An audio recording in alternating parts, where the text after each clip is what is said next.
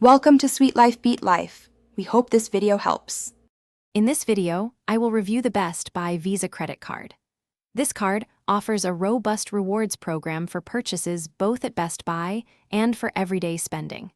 It also provides flexible financing options, which can be appealing for larger electronics purchases. We will explore its benefits and potential drawbacks to help you decide if it is the right card for your wallet. The Best Buy Visa card shines with its reward structure. You'll earn 5% back on eligible Best Buy purchases, and new cardholders can even get 10% back on their first day. Beyond Best Buy, it offers 3% on gas, 2% on dining and groceries, and 1% on all other purchases. These rewards accumulate as points, which convert into certificates for future Best Buy shopping. While rewards are attractive, consider the card's high variable APRA, which can be around 49%. This makes paying your balance in full each month crucial to avoid significant interest charges. Also, be cautious with deferred interest financing.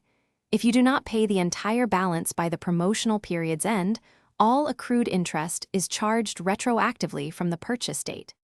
So, is the Best Buy Visa card worth it? It's an excellent choice for loyal Best Buy customers who consistently pay their statements in full, maximizing rewards without incurring high interest. However, for general spending, other cards might offer more flexible redemption options.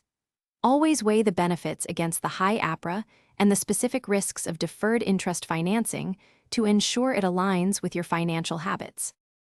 Thanks for watching. Consider subscribing if we helped you.